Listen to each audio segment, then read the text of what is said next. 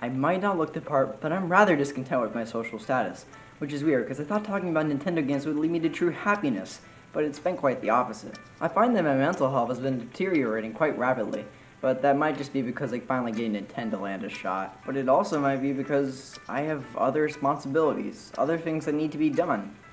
Which is the stupidest thing I've ever heard. I mean, my whole identity is talking about Nintendo games, to the point where if I stop talking about Nintendo games, am I really me anymore? Who am I if not the stupid guy on the internet that likes to talk about products some multi-billion-dollar company shills out? For this reason of identity crisis, I've decided that I have to go on lockdown. That way, I can't leave my Nintendo games, and they can't leave me. It might seem like an extreme measure, but it's the only option I have left. If I lose my ability to talk about them, I'll have lost everything I've worked so hard to achieve. I might even forget how to talk about Wario World. All I have to do is push this button, and all of my attachment with the outside world will cease to exist.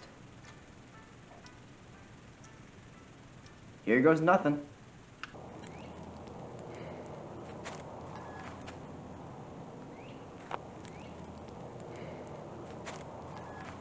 So, we might have been a little bit hard on him the first time around. We tried, and we failed, but that's a part of life. So is being a magician. Please stop. The last time I visited him, he seemed to have mellowed out. Maybe you won't mind that we're here to apologize. Well, whatever happens, we need to...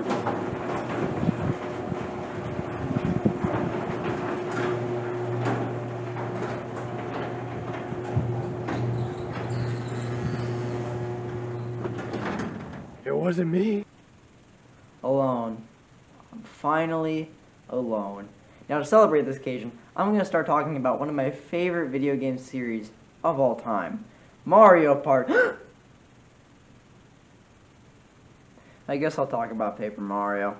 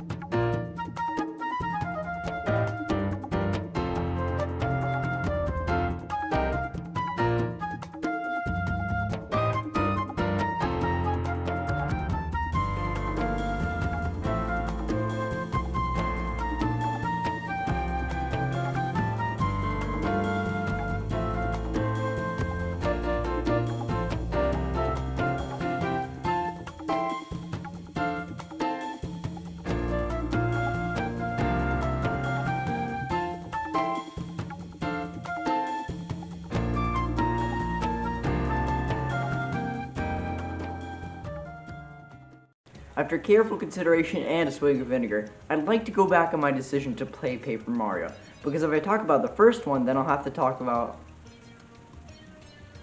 Sticker Star. I never wanted to come down to that, but if I start talking about the Paper Mario series, it's scientifically proven that I won't be able to stop. I've coined this term, the Paper Mario Curse. Did you guys hear that? It sounded like lightning. Wait a minute. Have you ever heard of the Paper Mario curse? But I can't just not talk about my favorite games of all time. I mean, I'm only human. If I just talk about one game for now, that'll lead to a problem only future me can solve. So, what's the worst that could happen? This is gonna go horribly. I'm starting to get worried. What if he starts playing the game before we actually get to him? That's nonsense.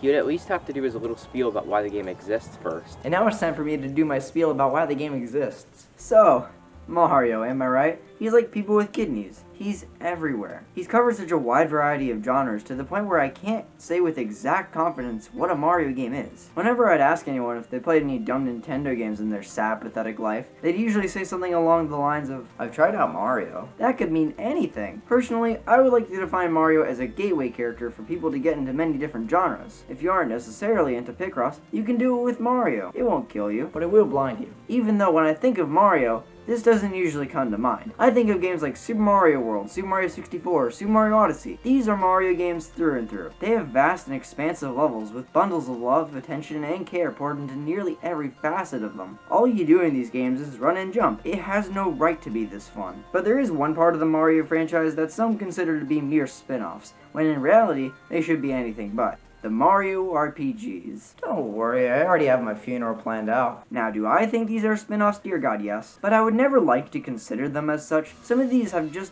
as much put into them as a standard Mario game, if not more. And it all started with Super Mario RPG. This is a good game. I think I would be shot if I said anything otherwise. It was quite an ambitious title for the SNES, mimicking a pseudo 3D style with graphics that just reek of the 90s. Even though it was a bit rough around the edges, this is still a great game. The story, battle system, and charm were all intact and pretty well rounded. This game has been lauded as an all-time classic, and while it isn't my favorite Mario RPG, it would go on to inspire many future titles, having some clear impacts on the series that would go on to be its successor. Speaking of which, Super Mario RPG 2. You can't pull a fast one on me, that game doesn't exist! Super Mario RPG 2 was originally to be released on the 64DD, and after the 64DD went 7 years down Nintendo's list of priorities, it got worked into a base 64 cartridge. The game retained several elements from that original game, except for the art style. All of the models were flat and 2D-like, in contrast to the detailed 3D environments. And Square, the company that made Super Mario RPG, infamously put out Final Fantasy VII for only the PlayStation, a franchise that had been previously on Nintendo platforms. For that reason, Nintendo wanted nothing to do with them, and instead made Intelligent Systems make the game. It always confused me that the same people who made this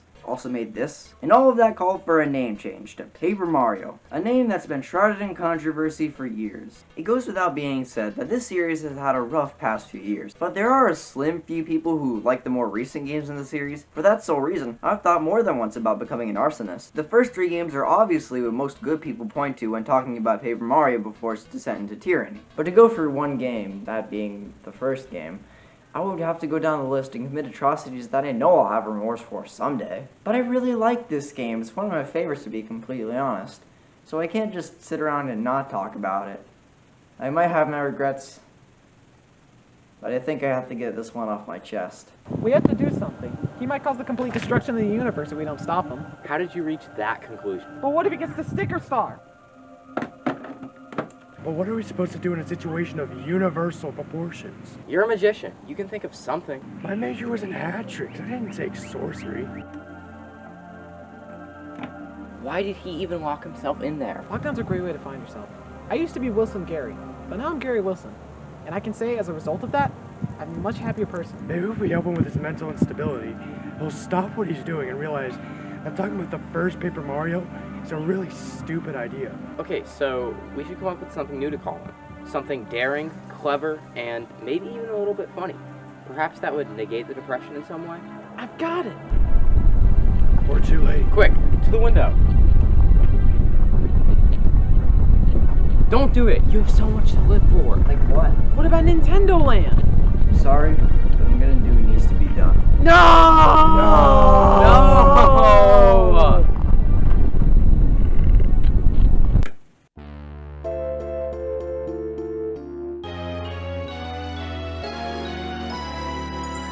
Might as well consider ourselves dead. It's a good thing I got tickets to the funeral. So this game is a turn-based RPG. No! I've already spoken before on my disdain for many turn-based RPGs. They're too slow and boring, with barely anything of note to mention. It doesn't feel exciting when all I'm doing is picking a menu option. In order for these kinds of games to hook me, they have to add something on top of the standard battles. Take, for example, Pokemon. What if I don't want to? Pokemon is a series that I have a hard time getting into nowadays. As a kid, I spent countless hours in these games, wasting the little time of my life in which I was happy. But as I've grown more critical of games over the years, Pokemon has become less and less appealing. They aren't doing anything new with the formula. It's literally just the same battle system from the original Game Boy games, but with some more camera angles. And it doesn't help that the rest of the game isn't good either. But with the release of Pokemon Legends Arceus, this is all I've ever wanted out of a Pokemon game. Sure, the old battle system is here, but it's mixed with several new elements that don't make fighting a hindrance, they make it a decently fun experience. So RPGs aren't the root of all evil to me. If they're done right, I can have a really good time with the game. And I feel that a lot with Paper Mario. This is what I feel to be one of the best RPGs ever created. It does nearly everything right. He just couldn't keep his thoughts to himself, could he? Yeah, and it doesn't help that we can't tell him that he's an idiot. Probably because he already knows that. I was just taking a look at this book, and this is horrible. It never says what happened to the Star Spirits from Starhaven. RPGs usually have a story to go along with them, and on top of that, they're usually very convoluted. I'm not saying I don't care for them, but if I set the game down for a bit and try to come back to it, I'm not even gonna try to act like I know what's going on. But Paper Mario might just strike a perfect balance between simplicity and depth. Who wants to bet that he's going to go through and dissect the story of a game that could be summarized in 2 sentences? I have a 20 going on that one. Did you guys even read the sign? So the game starts out with a book. Hey, I have one of those. The Star Spirits are the guardians of the magical item called the Star Rod. Wait a minute, that's plagiarism. And the Star Rod can apparently grant any wish its user pleases. So naturally, Bowser steals it and imprisons the Star Spirits so he can finally end his long-time rivalry with Mario. And how does he accomplish this? Does he wish that he could never lose a fight to Mario? Does he wish that he could instantly get what he desires at all times? Does he wish that Mario was never born? Nope. So his plan is to build a castle under Peach's castle and then lift it high in the sky, and then crash through a window, overpower Mario, throw him out a window, and then take control of the castle. While convoluted, falling thousands of feet should have finished him off for sure. Why do I even bother? So Mario is saved by the last strength of the Star Spirits and is taken to a family of Goombas. Can this day get any worse? We are all gonna die. During Mario's unconsciousness, a Star Spirit comes in his sleep and tells him to go to Shooting Star Summit. And just like that, we have priorities. And when we try to get out of the village, the path is blocked by a block. Why is this a problem? Can Mario just jump over the fence? Instead, we have to go and get Goomba so he can lend us his trusty hammer.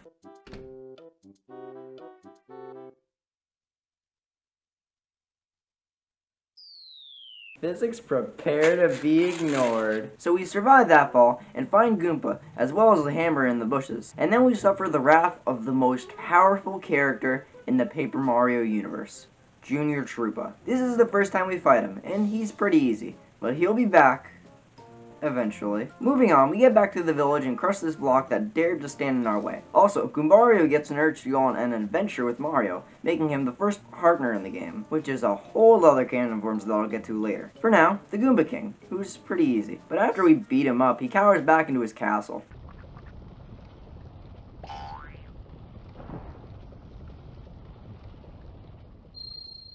That'll keep him on his toes for next time. I just realized all these tickets are for the Goomba King's funeral. Well, at least it'll give us some time to mourn. Back up in his penthouse, Bowser is consulting his minions, the Koopa Bros, on their ability to keep one of the Star Spirits under their security. I don't know why, but these guys will sometimes just pop into my head when I think about the Paper Mario series. No matter what I do, they will always find a way to make it back into my thoughts. So my subliminal messaging finally worked. Then Bowser tells them off because they're not actually guarding the Star Spirit. I always found that kind of funny. Back to Mario's perspective, we're told by the Star Spirits that we're gonna have to save them all in order to defeat Bowser. And just like that, this game has gained itself a chapter-based structure in which we separately rescue each Star Spirit in a designated order, which is a style that the series would adopt. This gives the story a lot of chances to bring some unique locations that have their own self-contained stories while also loosely connecting to the overarching plot of the game. And I personally really like the story structure. It keeps things interesting without losing focus of the main goal of the game. Continuing with the story, Peach is being harassed by Bowser, and a star kid named Twink comes in for the window just to prove nearly useless. You know, I've always related with Twink as a character. Is it because you're always useless? I was gonna say that it was because he was yellow, but that's a pretty good reason too. However, he does deliver Mario the Lucky Star, enabling us to use action commands, which is something that I'll gush about later. But that's where the prologue comes to a close, and I think it sets up the game's story pretty well. It doesn't drag on too long, it gets its point across, and even though it's just a Bowser kidnaps Peach riddle plot, it has a lot more oomph put into it. It isn't as crazy or in-depth as future games in the series, but its simplicity doesn't detract from the story at all. And I think it's fine that the first game in the series would be more by the numbers. It doesn't make sense for the fourth game in the series, but continuing with the main story, we get assaulted by a door and get some advice from a wizard. And when we try to leave the town, I'm gonna go out on a limb here and say that these toads aren't normal. So Merlin... Wait a minute, oh, it's these guys! Yes! And apparently, we should look out for a Koopa with a blue shell. Koopa Village looks like a great place to start looking, because believe it or not, Koopas live there. And when we do get there, they're just way too many fuzzies. Also, Cooper's shell was stolen, which is probably a criminal offense. And after playing a simple guessing game, we successfully ended terrorism. I was wondering when that would get over with. Oh wait, they were lying. Isn't that a sin? After about and a half, we got the shell back to Cooper, and with that, another party member is gained. But the Cooper Bros fortress awaits, so we should go straight to the end, and I vow that I will not get distracted while doing oh cool a block. Dang it, I've been imprisoned. How long do you think it'll take him to break out of there? About 3 seconds. So after getting out of the prison with the help of an enslaved Bob-omb, we can finally make it out of here. Dang it. Okay, now we can make our way to the Star Spirit, with no slip-ups or bumps in the road, and surely no artillery assaults. I should stop making bets, I'm really bad at it. And it's illegal. And then, the final battle. It's time to face Bowser. Everything in the game has led up to this. Oh, it's these guys! So we beat them up and take our first Star Spirit. Back up in Peach's castle, Bowser has a diary where he keeps all of his feelings and deepest, darkest secrets. Like how the next Star Spirit is being kept in the dry ruins. Huh. So back with Mario, we're heading to Toad Town when the unthinkable happens. Junior Troopa. And after that, we start having some locomotive issues. Do I really have to do everything myself? After hitching a ride on the train, we head over to Mount Rugged, where Lost Mail and moles reside. And then when we get there, there's this paratrooper named Paracarry, or as I like to call him, Mr. Klutz. And he's apparently lost a bunch of mail he had to deliver. What a klutz. But it's a good thing I went out of my way to find it all. And then there's a bird that asks me who I am. And during this existential crisis I'm going through, Luigi. That reminds me, did you ever come up with a new name for him? I did, but I forgot. I have circumstantial short-term memory loss. Darn. Oh, did I tell you I have circumstantial short-term memory loss? At Dry Outpost, there are mice, and more mice. The only two things a town needs. But on top of that, there's a floating rumor of the mysterious Moustafa. But enough of that, I want to give this guy a lemon. He seems like a nice fellow. I can't trust anybody in my life to be normal, can I? I'm normal. Then where'd that fedora come from? Not again. So Moustafa directs us to the Dry Ruins, which makes for a really cool cutscene and a really fun dungeon. There's even a silly disembodied voice that tells us to leave or face the consequences. That thing is the best. After some stares and some more verbal threatening, Tootin' Koopa shows his face, and I don't know if it's just me, but I think he looks strangely fat. And he's also a big wimp, so we take the second Star Spirit from him pretty easily. Back at Peach's castle, we learn that the third Star Spirit is being held by the invincible Tubba Blubba. Ooh, I'm so scared. Did you just pee your pants? But apparently, the Star Spirit escaped. That's fine. I just hope it doesn't get recaptured by ghosts or something like that. If that happened, I think I would lose it. So anyway, we're invited to the Boo Mansion by Bootler the Boo. But first we have to make our way through Eek, Ack, Ook, and we're there. And,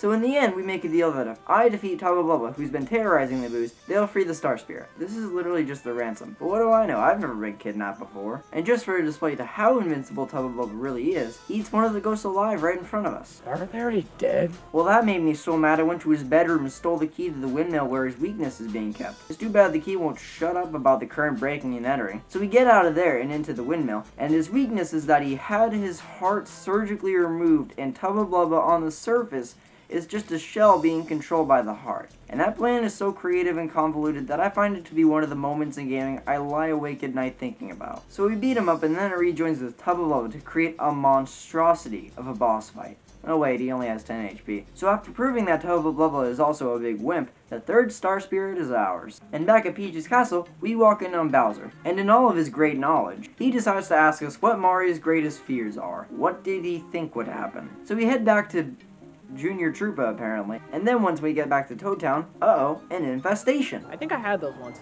but I remember there being a lot more rats and mold. And at the source of this madness is the Shy Guy's toy box.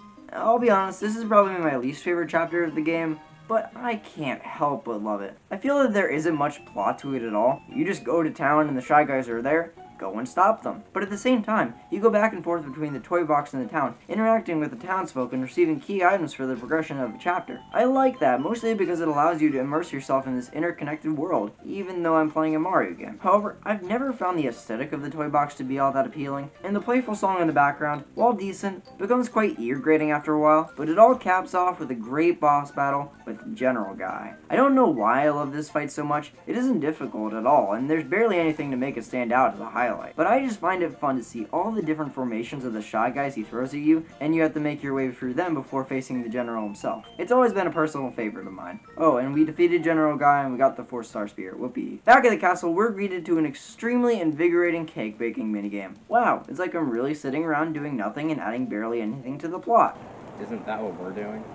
And so off it is to Lava Lava Island. And I guess this old coot can come along as well. I'm one for taking prisoners. So we ride on the back of a whale who may or may not have been having some digestion problems. And when we arrive, it's an island full of Yoshis. Guess who's not happy? This old chapter is a throwback to Yoshi's Island, and I see it as a nice little thing. It doesn't plaster the whole existence of that game everywhere, and just includes some reoccurring characters, as well as the general aesthetic, which is all it really needed. And as for the story of the chapter, there's a dead end, which sucks, but some children go missing as well. Yeah, sure, I'll go find them, I have nothing better to do. And when we do that, the village leader gives us some dumb-looking stone that we put into a dumb-looking door to see a dumb-looking bird who allows us to break through that dead end we found earlier. And while that other guy is trying to get himself killed, the boss of the area appears, which is also a throwback to Yoshi's Island, go figure. And after such a boss, the 5th star spirit is all... Oh, wait a minute. Okay, now the volcano is erupting, and the treasure that old guy wanted is right over there. It's too bad we're in a life-or-death situation. I'm gonna make a prediction that Peach goes in a game show, which tells her that a star spear is in Flower Fields. Oh, and Junior Troopa comes back.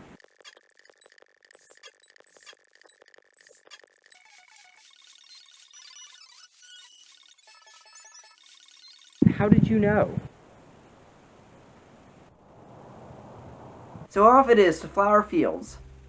This is my least favorite chapter in the game. I know I said that earlier, but this time I really mean it. It's far from being bad, it has enough to keep me going, but this entire chapter just feels like a bunch of fetch quests going back and forth between the same locations with a very limited map, having only 6 available linear paths to go on. Oh, and after you rid the sky of a bunch of fart clouds, you have 7 options. I am so overwhelmed. But it isn't all bad. I like the aesthetic of Flower Fields being a paradise shrouded in darkness, which makes it refreshing once you bring light to the area once again. But still, I can't ignore how boring this chapter is overall. You go through the same environment almost the entire chapter, and the only interesting story elements are one of the flowers is prissy, one of them is dying, and the other one just has a big nose. At least the boss is pretty cool, as it takes advantage of your knowledge of the new Lakitu partner's moves, as well as some smart usage of special moves in order to decrease the enemy's defense, which makes the fight a lot more easy and strategic at the same time. But after we defeat the boss, the second to last star spear is obtained. Before we go on to the next chapter, I want to make my own prediction. You knew that Peach was gonna get caught snooping again, and Mario's gonna be convicted of murder?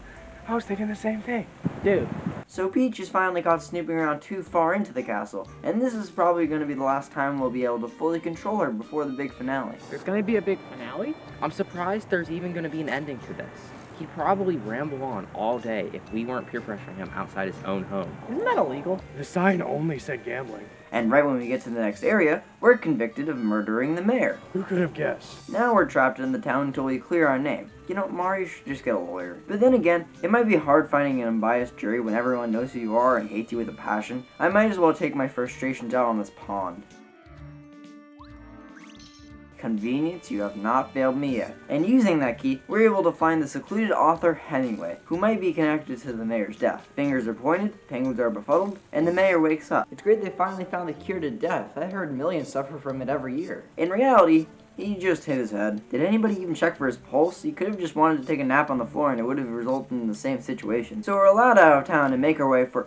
Just when I think we're out of the woods, there's always something. So we beat Junior Troopa for the final time. Like I believe myself for 1 second. Of course I'm lying. And then, oh no, a scary ghost made up of stars and invisible childlike weakness that's easy to exploit. And Merlin, the son of Merlin from way earlier in the plot, gives us a scarf, which might help us gain access to the Crystal Palace where the last Star Spear resides. And it does help, just not without a bucket from the mayor. Buckets are totally in season right now, so you should definitely keep it on.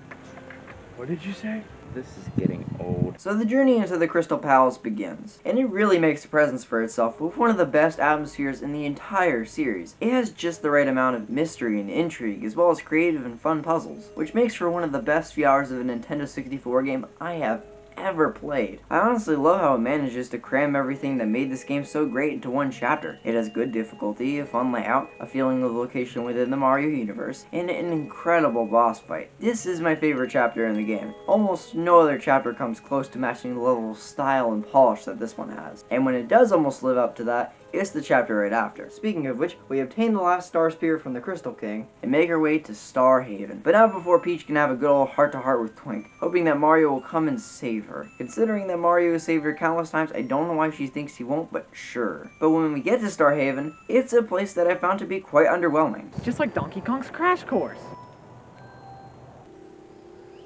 Oh yeah, I forgot you guys weren't there. Was it because of Wario World? It's a place that's built up from the very start of the game, but we're only here for a few minutes and then we're brushed off to the final act in Bowser's Castle. This is the penultimate dungeon of the game. It might not be the best, but it takes everything you've learned over the course of the game about hidden passageways, basic puzzle solving, and all the partner's mechanics, and puts it all to the forefront. And overcoming its barrage of enemies, traps, and strangely timed memory quizzes is truly a fun time. But it all comes to an end with a fight against the Koopa Bros. Yes!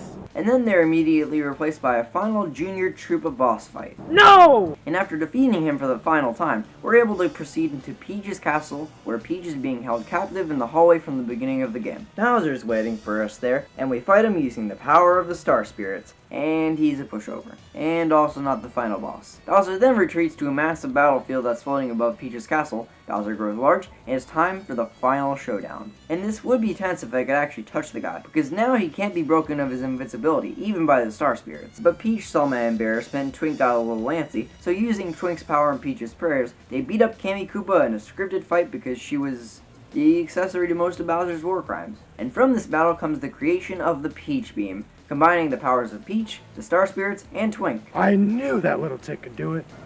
No, you didn't. And with all of that, the battle against Bowser can be won. Then the battlefield starts to explode out of malfunction, but then we're floated down to safety by the Star Spirits, so it's all fine and good. The day is now saved, and our efforts are recognized at Peach's castle.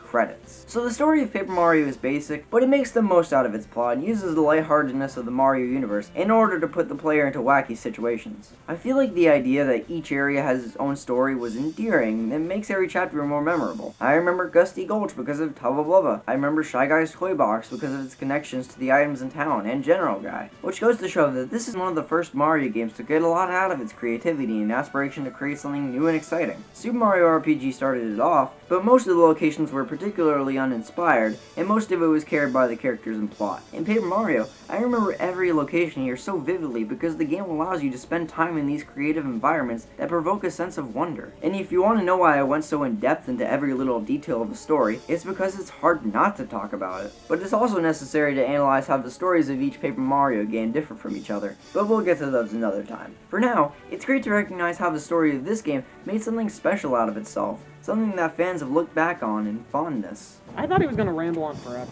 But the story is only the half of it, because the battle system in this game has left a greater legacy that will be praised for years to come. Who wants to go and find another place to see if we can break in? The battle system in a regular RPG, most of the time at least, is brought down by a lot of elements that make it a drag to the experience and pace of the game. Random encounters are always a likely way that an RPG will be willing to annoy you, but even though that is a problem that thankfully is not present in Paper Mario, it isn't my main concern with many RPGs. It's spamming. Because in all honesty, if you're playing an RPG like Final Fantasy and you're not going all out on the A button, you're just wasting your time at that point. RPGs just feel mindless to me. There's barely any strategy to it, aside from staying alive and saving powerful moves until you need them. And the numbers in these are too large to properly strategize around. But Paper Mario rids itself of this tired system and presents a much steadier solution to this type of combat. I talked about it when discussing Bug Fables, the spiritual successor to Paper Mario, that the action commands are everything. You need to perform what's called an action command in order to successfully attack. It usually equates to either timing a button press or holding down a button for a certain amount of time. And they aren't all that much at first glance, but this keeps the player engaged in the battles more so than any other RPG I've ever played. While in Super Mario RPG, you just press the A button at the right times, and you kinda have to figure it out yourself. But in Paper Mario, there are a variety of action commands that force the player to pay attention to which ones they're using. It also adds a bit of a risk versus reward mechanic to the battles because some of the stronger moves are more difficult to accomplish. It's like being a surgeon. You might be getting paid quite generously, but if you accidentally poke a nerve and that person's now paralyzed from the neck down, well, that won't look good on my resume. Do you notice any flaws or weaknesses in the structure of the building? Well, I just got off with the demolition crew, and they said that they couldn't do it because they didn't feel up to it. And leveling up can get you a few options to choose from, which truly makes the way you want to grow your character feel like the way you want it to be. Health is an all-around good option if the enemies around you are starting to grow in strength. Flower points are what allow you to perform special moves that have their own gimmicks and ways of harming enemies. The stronger and more useful a skill is, the more flower points it'll cost. It adds something else to think about during battles, because you don't want to waste it on the smaller enemies, and you should only use them when it benefits you the most. Just like how I'm only going to plead guilty when it benefits me the most. And the badge points deserve their own discussion. Badges are easily what make the battle system feel more personalized. There are so many of them, and they all make for different playstyles. They affect how you interact with the world, how you enter a battle, how you operate in battle. You could play the defensive, or put all your efforts into dealing the most damage possible. And most badges here aren't that cut and dry. They may only come to use in certain situations. So if you fail a tough fight and you come back to it, you can rearrange your badges in a way that would make the most sense. I feel like the badges represent so well how the apparent simplicity of the battle system can be tweaked and worked on to give the player a choice to play the game the way they want to play it. Well, I don't want to play the game at all. You can still hear them from all the way over here. When I was born, the combination and the balancing of the 2 syllables in my first and last name allowed me to hear really well. What does my combination of 1 syllable and 3 syllables give me? Mental instability. But this, of course, isn't the first time I've said all of this. When I talked about Bug Fables, I mentioned all of these things, as both of these games largely have the same battle system. But I will say there are quite a few key differences, such as the special moves. Every time you get a Star Spirit, you fill up a little bit more of the star power meter up at the top, and you receive a special move that can have devastating effects. I put emphasis on can because some of these really do the bare minimum of what can be considered helpful. Refresh is nice, but it really only helps if you're early on in the game. Lullaby is something that I don't use, because why would I ever use that when I can use Sleepy Sheep, one of the most common items in the game? Starstorm is a lifesaver if you happen to come across a horde of enemies, as it does quite a bit of damage to every enemy. It's the move that I use the most, just because of how helpful it was throughout the course of the game. Chill Out is another great one, and I mostly used it when going through boss fights, because weakening their attack power can go a long way and reassure that you won't die on the spot. Smooch is just a better refresh, but it always did feel like a good thing to do if I was running low on health, but I wasn't desperate enough to use any of my items. Timeout is good though, it's just nothing I would waste a turn on doing because it just feels like an enhancement of Lullaby. Up in a way is pretty good, and the only reason I never learned to use it that much is because you get it at the tail end of the game. Lastly, the Star Beam and the Peach Beam are exclusively meant for their respective Bowser fights, it being a deterrent to Bowser's invincibility. And aside from those 2 abilities, all of these take up star power, and you recover it naturally over time during battles, or you can use focus to regain it quickly. And I do feel that some of these are worth the hassle of spending those star points on, as they prove quite useful in battles from time to time. And it adds another layer of depth to battles aside from standard attacks. Do you think he has a key? Maybe there's one underneath this rock. Nope, just atoms. Where do you think you would hide a key? Let's talk about the partners. The partners act like a second Mario in battle, but they do lack a few things compared to Mario, such as their ability to use items, star power, as well as a health bar. Star power is what makes Mario unique, so the lack of star power in these partners makes sense, but the fact they don't have health is something that I have a hard time getting over. They are barely ever hit in battle, and when they are, they're knocked out for a turn or 2, but they're fine. It makes it so I'm not worrying about them as much, and it makes them feel like they exist in a vacuum as a supplement to Mario, rather than their own separate entity. And because you'll only have certain partners at certain times, each partner won't be as fleshed out as they could be. Bug Fables stuck to fleshing out its 3 main characters, and it went to great lengths in order to make each one distinct. When you're juggling this many characters at once, it's hard to give each one their own moment to shine, as they only have goals, just with no character development aside from the final moments of the game. But disregarding that, everything else they did for this game was wonderful. First of all, their implications in combat. You can switch them out at any time and choose the best partner to suit the battle, because each partner has their own strengths and weaknesses on how they deal with enemies. One of the most important partners in the game is Goombario, particularly because of his tattling ability. He's one of the most consistent partners in the game, as you'll be switching to him constantly in order to decipher the enemy's health and statistics. But other elements, such as how the partner can attack the enemy, also plays a large factor. And there are these blocks throughout the land that upgrade the partner's abilities and give them more moves to finagle with. After a while, thanks to that dumb-looking bird from earlier, we can upgrade their combat abilities even further and give the partners even more moves. The battles feel made for them, and if they weren't here, the battles would feel much less balanced. Their inclusion adds another thing to take into account when making a move, and while this battle system might sound overcomplicated at this point, it honestly doesn't feel like it, but it was just complicated enough to the point where I had to think about what I was doing instead of messing with the Antichrist. This is one of the soundest setups for a battle system in any RPG I have ever played. The mechanics all come together and make a pleasurable experience that never gets old, and has a semblance of thought and strategy every time it makes itself known. This game evolved the time-tested RPG format into something that it was always meant to be, and it's a shame that nobody took note because there are barely any games like it out there. Games like this only come every once in a while. Games that take previous works and build upon them immensely. And that isn't even the last of it, because on top of the great story and innovative combat, this game left a profound blueprint for the Paper Mario series going forward. Wait a minute, the door isn't even locked. So we've been standing in worse audio quality for nothing? Oh no, you've caught me relaxing on my couch. This isn't your couch, this is our couch. Okay, fine, scold me. But no matter how you spin it, I'm gonna finish talking about Paper Mario. You still have more things left to say? No, I have more things left to say. But what if you take away the combat in the story? What do you have left?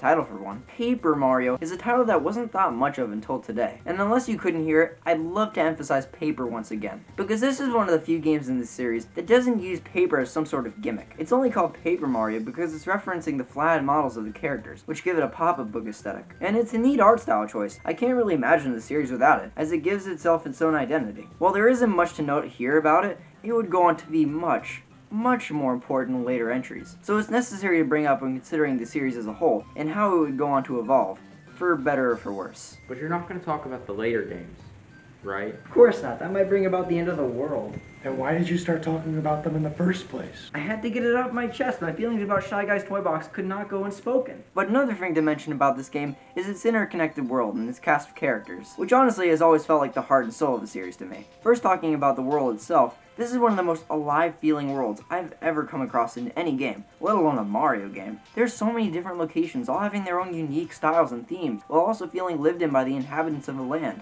And the fact that the world is seamlessly interconnected for the most part makes it feel like one cohesive experience, even though each of the chapters in the game are so different. You go from one chapter taking place in a vibrant wonderland in a toy box, with the next being a dense jungle with an erupting volcano. But none of it feels out of place because of how well built this game's world is. And this is also thanks in part to the characters you'll see throughout the game. While the partners' main claim to fame is their applications in combat, they're also good at— Wait, don't tell me. They're good at filing their taxes.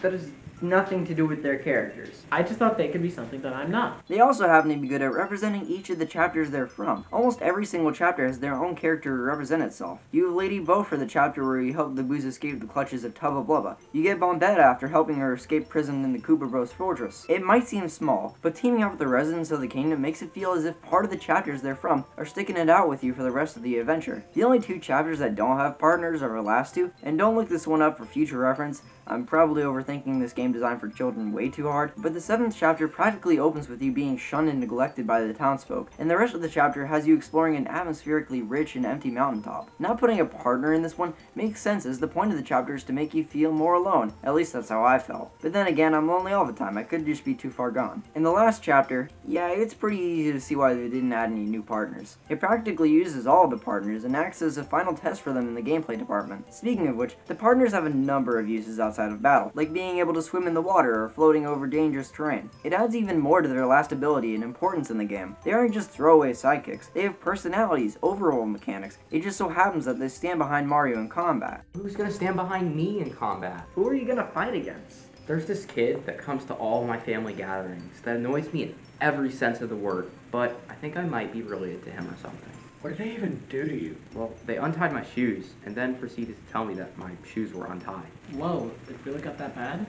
Well, there goes my afternoon. And the NPCs that just stand around towns also add quite a bit to the world, even if not as much as the partners. While quite a few of them are toads, if they are, most usually have a tire that connects them to the place they're in. And this all connects back to the depth of the game's world. In a regular Mario game, do you think somebody lives here? In Paper Mario, the first location you go to is Goomba Village, which is a complete twist on the concept of enemies in these games. Super Mario RPG somewhat did this with Monster Town, where several reformed monsters can be found, but it's nowhere near the level of Paper Mario. I can talk to rats in the desert. My life is worth this. This game has the most outlandish premise for a world, being so cartoonish with several different species to interact with, as well as vastly different areas that have nothing to do with each other. Yet it stays grounded in the world that really rolls with it. I feel like the Mushroom Kingdom in this game is fleshed out more than it's been in the entire Mario series, and the only other games that come close to this happen to be Mario RPGs. This game set a precedent for future titles, not just in its combat or in-depth story, but also in the setup of its characters and variety in this world. It might not seem like it now, but this is what's at the core of the Mario RPGs. This aspect of them makes them feel like some of the most unique and diverse games in the franchise. I love this game so much. It might not be my favorite game in the series, but everything surrounding it, like the brilliant story, interesting world, and the innovative combat, it all makes this an incredible game, and easily one of the best RPGs I have ever had the pleasure of going through. Well, you have to make sure you don't talk about the rest of them. It's a temptation I'll try to push aside. But you do realize the reason I locked myself under his ceiling was because I couldn't find my own identity, right? Oh, we know. And that's why we got you this gift. Oh my god, the limited run Bug Fables Collector's Edition! I've been trying to get this for forever! After last time, we thought this was the best way to make it up to you. Well anyway, if you want to know why I'm struggling so hard to find my identity, here, take a look at my birth certificate. It's blank. They ran out of ink at the hospital. I had a feeling you'd be in a poor state such as this. Here, have it. A blank VHS tape? It'll help settle the nerves. Well, I think we should get going now. I don't speak for everyone, but I have some real business to attend to. And I've got Donkey Kong Crash Course waiting for me at home. And I just don't want to be here. Well, I guess I'll see you the next time something important happens. Only if you bring Wario. The last time I went to someone's house, they didn't even have Wario. It was the worst day ever. I'll make sure to plan for it then.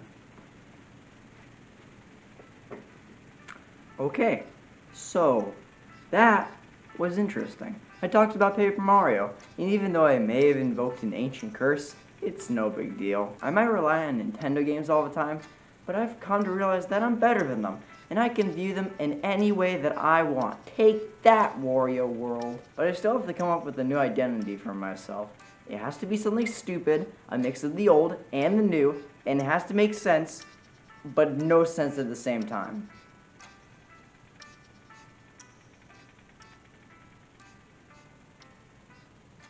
I've got it. I'll call myself... So based on your close relations with this Ginger character, I'd like to ask you a favor. Kill him. End the cycle. If you fail, the world is doomed to meet a great cataclysm. So, the prophecy is true? Yes, and I have come all this way to prevent its inevitability. If we wish to stop it, we must act soon. I won't let you down.